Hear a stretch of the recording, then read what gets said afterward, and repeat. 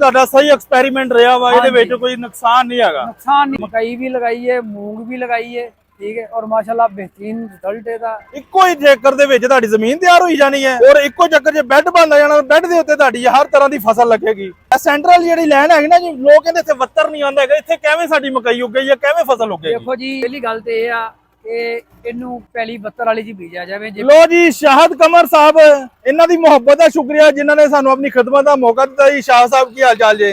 ਅਸੀਂ ਤੁਹਾਡੇ ਇਲਾਕੇ ਦੇ ਵਿੱਚ ਆਏ ਆ, ਇੱਕ ਨਵੀਂ ਚੀਜ਼ ਲੈ ਕੇ ਆਏ ਆ ਜੀ ਔਰ ਨਵੀਂ ਚੀਜ਼ ਇੰਟਰੋਡਿਊਸ ਕਰਵਾਉਣ ਦਾ ਆਪਣਾ ਹੀ ਮਜ਼ਾ ਹੈਗਾ ਜੇ।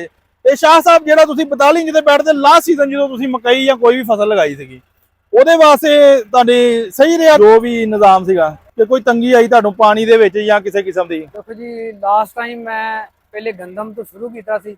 ਅੱਛਾ, ਗੰਦਮ ਵੀ ਤੁਸੀਂ ਇਸੇ ਬੈੱਡ ਦੇ ਉੱਤੇ ਲਗਾਈ ਹੈ?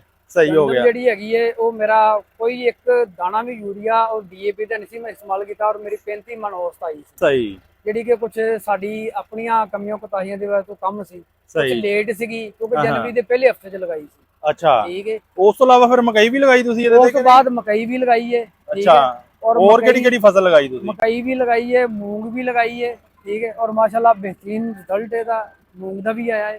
और माशाल्लाह जबरदस्त वर्किंग होंदी पई है रूटावेटर दी, बगैर जमीन तैयार कीते हो। इक्को ही चक्कर दे विच तुहाडी जमीन तैयार होई जानी है और इक्को चक्कर च बैड बनदा जाना, बैड दे उत्ते तुहाडी हर तरह दी फसल लगेगी। इस वास्ते तुसी कांटेक्ट करना है सानू खलीफा अफजल जरई industry, Lahore road, GT road, उकाड़ा। और ਇਹਦੇ ਵਿੱਚ ਇਸ ਤਰ੍ਹਾਂ ਹੈ, इस तरीके ਦੇ ਵਿੱਚ ਇਹ ਡਾਕਟਰ ਆਸਮ ਸਿੰਘ ਸਾਹਿਬ ਨੇ ਇਹ ਤਰੀਕਾ ਅਨਾਉਂਸ ਕੀਤਾ ਸੀ। ਠੀਕ ਹੈ। ਸਹੀ ਸਹੀ। ਉਹਦੇ ਵਿੱਚ ਇਸ ਤਰ੍ਹਾਂ ਹੈ ਕਿ ਆਮ ਤਰੀਕੇ ਦੇ ਨਾਲ ਤੁਸੀਂ ਇੰਟਰਕ੍ਰੋਪਿੰਗ ਨਹੀਂ ਕਰ ਸਕਦੇ।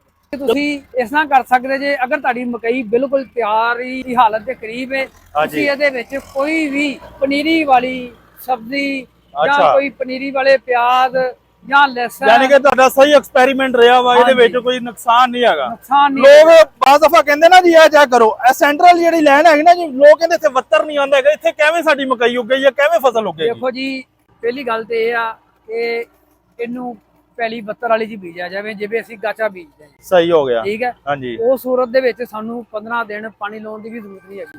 ਅੱਛਾ, ਹੁਣ ਜਿਹੜੀ ਮਕਈ ਲੱਗਦੀ ਪਈ ਇਹਨੂੰ ਆਪਾਂ ਪਾਣੀ ਕਿੰਨੇ ਦਿਨ ਬਾਅਦ ਲਾਣਾ? 15 ਦਿਨ ਵੀ ਪਾਣੀ ਨਾ ਲੱਗੇ ਉੱਗ ਪਵੇਗੀ। ਠੀਕ ਹੈ। ਇਨਸ਼ਾਅੱਲਾ ਜਰਮੀਨੇਸ਼ਨ ਵੀ ਹੋਏਗੀ ਨਾ ਤੇ ਇਹਦੀ ਜਲਦੀ ਵੀਡੀਓ ਅਪਲੋਡ ਕੀਤੀ ਜਾਵੇਗੀ ਜੀ, ਕਿਉਂਕਿ ਬੜਾ ਅੱਛਾ ਐਕਸਪੈਰੀਮੈਂਟ ਰਿਹਾ ਵਾ ਸ਼ਾਹਦ ਕਮਰ ਸਾਹਿਬ ਦਾ ਜ਼ਿਲ੍ਹਾ ਸਾਹੀਵਾਲ ਦੇ ਵਿੱਚ। ਇਹਨਾਂ ਦੀ ਮੁਹੱਬਤ ਦਾ ਸ਼ੁਕਰੀਆ ਜਿਨ੍ਹਾਂ ਨੇ ਸਾਨੂੰ ਇੱਕ ਵਾਰੀ ਆਪਣੀ ਖਿਦਮਤ ਦਾ ਮੌਕਾ ਦਿੱਤਾ ਜੀ।